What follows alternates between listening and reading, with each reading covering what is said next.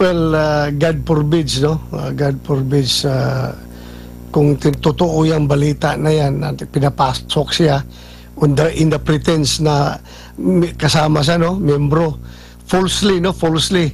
Nag-assume siya ng personalidad as membro ng Philippine Embassy na nag-conduct ng consular visit sa dating Pangulong Duterte. Hindi ko ma-imagine kung pinapasok siya doon at meron siyang ginawang hindi maganda kay Pangulong Duterte. Kahit na hindi physically, kahit na imak lang niya yung Pangulong Duterte doon sa loob. Pakaulawan lang ba? Pakaulawan, ipapahiya lang. God forbids, hindi sana nangyari yun kung nakapasok man siya. Dr. Llanes, kung tutusin. Ay, oo. Kung yun, matanda niyo si President Duterte at very weak na. Very weak na kung meron man silang ginawa doon na hindi maganda. As I have said, God forbids. At mananagot, ang dapat mananagot kung totoo yan, mangyari yan. It remains to be seen, yung sinseridad ng ating gobyerno na papanagutin si Saldico. Kasi pag makauwi dito sa Saldico, siguradong madadamay dyan yung kanyang boss, na yung kanyang speaker niya nung panahon niya. Kung speaker na si Speaker Martin Romualdez, at kung madamay si Martin Romualdez, saan ba si Romualdez kumukuha ng lakas ng loob para gano'n siya katapang, no? Gano'n siya ka feeling mighty. May gabi, sir. May gabi, Admar, o EJ, MJ, sa atong tigpaminaw, mayong gabi ka natong tanan. Opo, marami pong nag-aantay. Kailan kaya magre-resume itong investigasyon po? Meron pong mga pahayag na i-assess pa yung mga na dapat merong bago. Ano po ang balita dyan sa Senado, Senador? Wala talaga. Kami sa minority, naghihintay lang kami kung anong desisyon nila, no? Dahil nasa minority lang kami. Kung anong mapag-usapan ng majority, yun, sila ang masusunod. Hintay lang kami kung anong mga announcement na gagawin nila. Pero sa panig nyo po, marami pa kayong mga katanungan na ipupukol dahil sa dami rin din ninyo na mga senador na nagtatanong. Meron pa bang mga natitirang mga question marks po kayo dito po sa investigation, sir? Ang dami pa, napakarami pa. It's marami pang dapat na malaman. Opo, dito sa development naman po ng mga kasamahan nyo po sa minorya, na kanina po nag-privilege speech ang si Senador Chis Escudero, si Senador Senador Dante Marcoleta. Ano po yung tingin nyo po dito sa mga pahayag nito na may kaugnayan po dito sa investigasyon din ng flood control projects anomaly? Klaro man yung pinakamit ng privilege speech ni Senator Chis Escudero, na kung saan siya nakiusap na huwag tayong magpalihis sa investigasyon dahil tila merong script na sinusunod at ang nasusunod yung nasa likod na gustong makaiwas siya sa investigasyon. Gustong ilihis ang takbo ng investigasyon. Kaya sabi nga niya, huwag tayong dapat ang Senado ay hindi sumakay sa script na gustong mangyari ni Martin Romualdez. Opo, at dito naman po sa isang pasabog po ng isang dating sundalo ng Marines, Marines po, after po niyang nagbigay ng kanyang testimonya po, masyadong nakakonsentrate yung ilan sa mga kritiko niya, kine-question yung kanyang kredibilidad, doon sila nakatutok sa sinasabi nilang mali yung pagnonotaryo, possible may perjury, at kung iuugnay mo naman ito sa naging privilege speech kanina ni Senador Rodante Marcoleta, ano naman po ang nakikita ninyo? Sino kaya ang may kasalanan nito? Mas madali ba itong maimbestigahan po, Senador? Well, alam naman natin, no? If very overwhelming yung substance ng kanyang testimonya, doon ka maghahanap ngayon ng weakness sa form. So, ito namang patungkol sa yung pag notarize ng kanyang statement ay pawang mga form lang ito. Doon tayo mag-consider sa substance dahil wala silang panglaban doon sa substance eh. Kaya dito sila sa form ngayon nag-concentrate para siraan ang kredibilidad ng ating resource person. Pero very, very, very overwhelming. Kahit sino ordinaryong tao makikinig doon sa kanyang pag-deliver niya ng kanyang testimonya ay talagang napakabigat na akusasyon ito. At hindi mo makitaan ng yung sinasabi natin na drawing na testimonya or quotes na testimonya. Makita mo naman yung pagka-deliver niya. And it doesn't matter. Ang dami na nga nag-explain ng mga abogado. It doesn't matter kung deny nung nag-notarize sa kanya for whatever reason.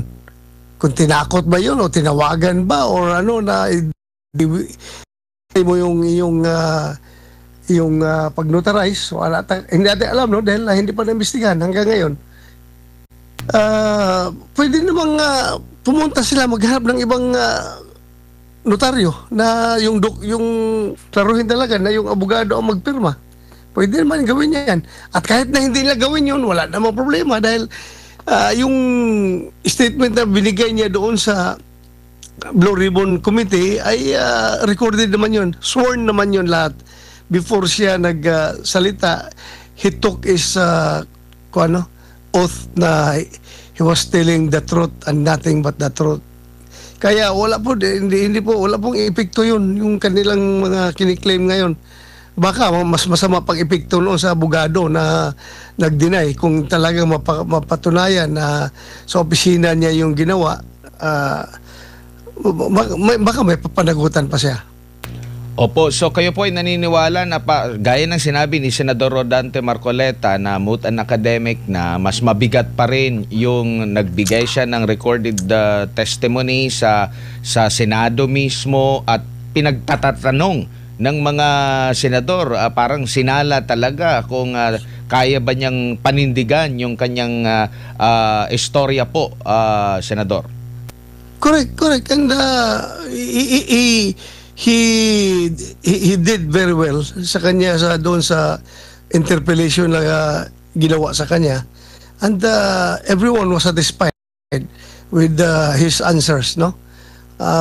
Wala kaming inisip na pagdududa doon sa sinasabi niya, basing doon sa the manner that he delivered at saka yung content ng kanyang dineliver na mensahe ay very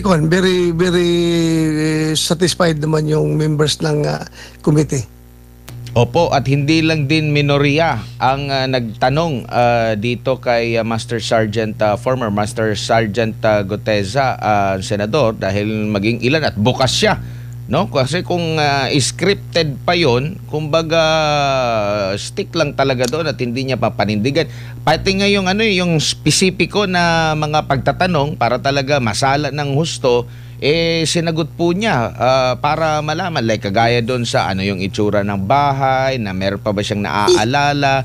Tapos sa mga netizen niya, nakita ko sa social media, kasi accessible naman talaga yung Google Maps ngayon na makikita mo yung mga bahay, basta makuha mo lang yung coordinates, o di kaya yung specific address at ikumpara mo, nagiging mga investigador na nga yung mga netizen. Pati nga yung mismong yung halimbawa, yung nabanggit niya doon sa Aguado, Aguado Street sa may Maynila. Lumalabas ngayon dito sa social media na noong 2018 abay nagpost daw itong si Speaker Martin Romualdez. Noong 2018 pa ito, nagpapasalamat sa isang pare na nag-officiate ng pag-blessing sa bagong bahay ng kanyang nanay sa may Aguado Street. So kumbaga parang ang sabi ng mga netizen, nagtutugma talaga itong mga pinagsasabi ni Gutesa. Kaya tama yung sinabi mo. In fact, he did not only they did not only hindi lang siya nakafocus doon sa kanyang sinumpaang salaysay. He even went out to give some information beyond doon sa kanyang affidavit. Lumalabas yung mga impormasyon na yun true sa pagtatanong ng mga senador. And very consistent naman sa kanyang mga sagot at very makikita mo meron talaga siyang personal knowledge. Opo, Senador, mayang gabi sir, si MJ po ito. Sir, mayroon po nagsabi sa amin na ang nauna palang plano ay hindi lang pala si Gutesa ang lalabas. Pero nabanggit po ni Senator Marcoleta na parang wala sa timing dahil hinala niya na tatapusin na last week yung hearing sa flood control dyan sa Senado. Now, marami pa daw po ang magte-testify sa Senate kung ipapatawag senador na kagaya po ni Gutesa na mga security detail ng mga kongresista. Anong tingin mo dito, sir, na mas marami po ang gusto magsalita ng mga security detail na kung personal knowledge po ang pag-uusapan, abay meron po talaga silang masasabi sa issue na yan, sir? Well, marami tayong paraan dyan, no? Kung talagang gusto nila, iparating nila kay Congressman Marcoleta, parating nila sa akin, or sino bang mga, yung feeling nila na mapagkatiwalaan na senador, communicate lang sila doon at we will entertain the information that they are going to give, no? Kahit na palagay natin, pipilitin ng mayorya na isara na ang investigasyon, i-terminate na yung investigation, there are still many ways to ferret out the truth. Kung talagang gusto nilang mag-share ng information na para sa para bigyan ng linaw itong investigasyon na ito. Huwag po sila dalawang isip. Mag-cooperate sila, makikunik lang sa amin, sa mga senador, particularly sa minorya kung sino doon ang kailangan mapagkatiwalaan. Opo, hindi lang si Gutesa po ay Marines. Meron daw po mga taga-Army. Yes, so, meron din pong taga-Philippine National Police, mga security detail na handa na mag-share din po Sen, ng kanilang side sa issue na yan. Maganda yan kung ganun. Mas maganda yan para magtulong-tulong tayo. Lahat ng Pilipino magtulong-tulong tayo na malutas ito. Para napakasarap naman ng buhay na nag-enjoy sila sa pera ng bayan tapos tayo ay naghihirap po. Daming tao naghihirap. Dapat mananagot yung mga tao na naglustay sa pera ng bayan. Hindi po pwede yan. Opo, Sen, ito pong si Congressman Zaldico na pangalanan po dyan sa investigasyon po nyo sa Senado ay nag-resign po ngayong araw, no, sa pagka-congressman. At sa isang panayam din po ngayong araw, sinabi po ni Justice Secretary Boying Rebulla na hindi po nila inaasahan, no, na makakauwi ng Pilipinas itong si Zaldico. Marami po sa netizens na nasasabi na ganun lang pala kabilis, takasan po yung accountability sa issue po ng flood control anomaly. Mag-resign lang, ayos na. Hindi pa rin. Maganda ka yun at nag-resign siya at wala na siyang interparliamentary courtesy. Hindi na niya ma-enjoy yan.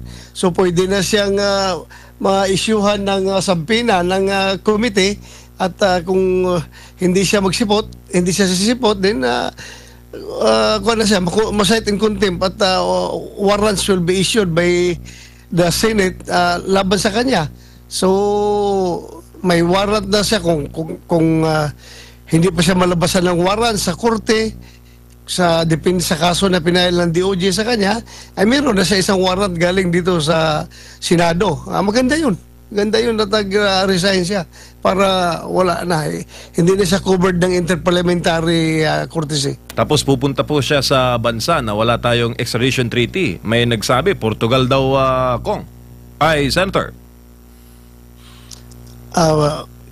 Kung seryoso ang ating gobyerno, kahit saan siya magtago, kung seryoso ang ating gobyerno, hanapan lang ng paraan yan na maibalik yan dito sa Pilipinas. Kung seryoso. Opo. Pero tingin niyo, sir, seryoso o hindi? Kasi kung ibang personalidad ang na-involve, halimbawa, FPRD, kay bilis po ng proseso at na-apply po doon yung sinabi ng inyo pong colleague na si Senator Tulfo that sometimes you need to bend the law. Kay Pastor naman, sir, napakabilis po ng paggalaw ng batas, no? Laban sa mga nakikita natin na walang kalaban-laban sa government apparatus. Pero itong nangyayari ngayon kay Congressman Zaldico, both Congress and Senate investigation siya po ang tinuturo. Aba, parang walang resulta, Senador. Well, it remains to be seen yung sinseridad ng ating gobyerno na papanagutin si Zaldico. Kasi pag makauwi dito sa Zaldico, siguradong madadamay diyan yung kanyang boss, na yung kanyang speaker niya nung panahon niya. Kung speaker na si Speaker Martin Romualdez, at kung madamay si Martin Romualdez, saan ba si Romualdez kumukuha ng lakas ng loob para gano'n siya katapang, no? Gano'n siya ka feeling mighty, strong and mighty. Saan siya kumukuha ng lakas? Kundi sa pinsan niya. So, ititingnan natin kung gaano kasinsiro ang ating gobyerno na hahabulin yung accountability nito ni Zaldico at ni Martin Romualdez. Opo, sir, nasa Senado po kami kanina, no? At napaka saya ng kahit mga Senate staff nagpapapicture kay VP Sara Duterte. Nagkaroon din po ng all-member caucus kanina. Baka meron po kayong gustong ikwento, sir, sa inyo pong mga meetings kaninang hapon. Wala lang naman yun. Meet and greet lang kay VP Sara doon sa after ng baka nagtatanong yung mga tao bakit nandoon si VP Sara sa gallery kanina. Nagkuhan po siya, nag-budget hearing po sa sa pundo ng Office of the Vice President. Tapos nang hearing ay nakikain siya doon sa isa sa opisina ng mga senador at yun na, pagkatapos noon nanood na lang siya doon sa gallery nung nag-deliver si Senator Chis Escudero ng kanyang privilege speech. Opo, sir, gaano kalaking factor bilang show of support sa Senate minority dahil sinabi po ni VP na kayo man daw ay tinuturing na minorya sa Senado? Hello, yes. Opo. Sir, gaano kalaking show of support si VP Sara sa inyo na minority kanina, no, sa sesyon dahil alam mo naman, sir, bagamat minority kayo dyan sa Senate, para naman kay VP, kayo daw ang majority of the people.